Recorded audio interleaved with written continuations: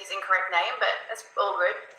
Timothy Leary says, you're only as good as the last time you changed your mind. So I invite you to come to this talk, and in fact, all things in your business with what we call in Zen, beginner's mind. There's an old saying in Zen that says, an expert's mind has few possibilities, and a beginner's mind has endless. So let's be open-minded, because what the rabbit hole that we are about to dive down is going to introduce you to is topics that you might find challenging, yet if you embrace them with an open mind, they can catapult you, your brand, and your business to levels of success you never, ever, ever imagined possible. A little about me, so you kind of know who's talking to you here. In the last 3 years, I've built 2 7-figure businesses. They've generated millions of dollars for myself and my clients, and I specifically work with what we call psychology-driven branding and marketing. Well, mentors have mentors. We've all heard that. I think Tony Robbins has said it a gazillion times in his career. And I've been privileged to work with some of the most incredible mentors in the industry. One of them, who is now my partner in life, in crime and in business, is Jeffrey Slater, who has been on stage with Tony Robbins, Richard Branson, Tim Ferriss, Robert Kiyosaki, and so many other amazing speakers. Not to mention, he ran one of the biggest coach training programs the world has ever seen. So I'm very lucky. And this is also one of my mentors, Sunny, the dog. Sunny is probably one of my biggest teachers ever. He teaches me patience and calmness. And this is me with someone that probably doesn't need any introduction if you are in the business and marketing world. This is Gary Vaynerchuk. And I was grateful enough last year to spend 2 days in person with Gary, and I invested $25,000 in doing that. Now, I would have gone and seen him again in a couple of months, but at this point in time, it's not legal. So imagine if it was, and you could have the money to invest in going and spending 2 days with Gary Vee, or 2 days with Jeffrey, or 2 days with me, just how much your business could exponentially grow. Now, the next man I'm going to show you, he may bring up some feelings in you. He's either loved or hated, yet this is an important thing to actually note. I'm going to say it again. He's either loved or hated. He polarizes like nobody else. And what I getting attention. It's the art of getting attention. And then being able to hold it is a whole other art form. So I want you to write this down. Marketing is the art of getting attention. I'm going to say it again. Marketing is the art of getting attention. And in my conflict marketing system, we go over exactly how to do that, yet we expand on it and we teach you how to hold the attention. Kind of important. Right, I invested $100,000 in working with Grant for 12 months. And it was an incredible experience. I went to Florida twice, hung out at the offices, hung out with Elena, went to the 10X Growth Con this year in Vegas when we were allowed to travel. And you know, it was actually, I learned so much, probably more than I ever possibly imagined, being in the proximity of people that are playing a game so big. I want you to write that down. I want you to write this down. Proximity is power. Write it down. Proximity is power. And that's why I invested over $500,000 last year in self-development and business development.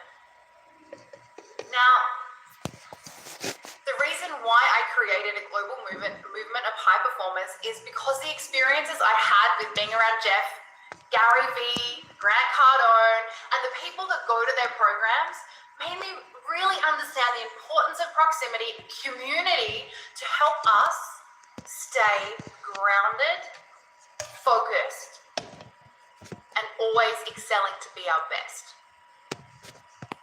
So I have group programs, I have membership programs from the United Front of Visionary Entrepreneurs to my conflict marketing system to high-ticket mentorships where you can work with me one-on-one, which is $100,000 a year. Imagine being able to spend $100,000 a year in your own personal development, your own business development, remember, I want you to write this down. This is such a cool little saying. Actually, it triggered me a lot when somebody first told me. So if it triggers you, you're welcome. It's called, we must pay to play. And say it again. We must pay to play. Really important. And the movement that I've created, the global movement, essentially we're warriors disguised as entrepreneurs, coaches, and consultants and thought leaders. And for us, it's not just about making money. That's great. But it's actually about leaving impact in the world. It's about global change. And right now, I don't know about you guys, but I'm pretty sure we need some global change. And don't give up. And if there's one thing I learned from Gary Vaynerchuk is that resilience is a foundation for a successful entrepreneur, and warriors are resilient. So if you're resilient, congratulations. According to Gary V, you've got the DNA of an entrepreneur. Beautiful.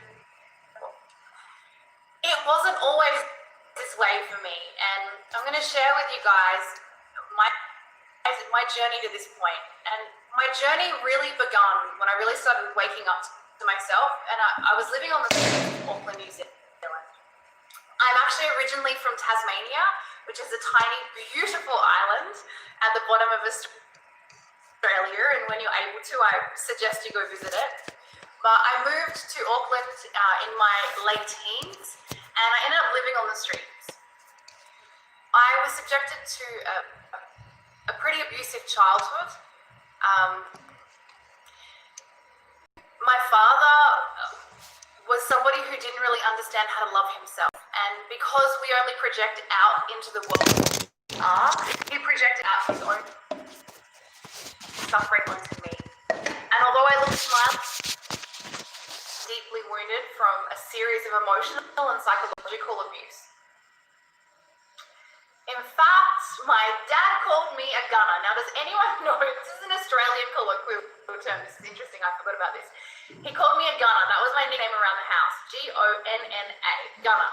And what it essentially means in Australian is, or English, Australian slang, is going to. So if I'm gonna go somewhere, I'm going to that place.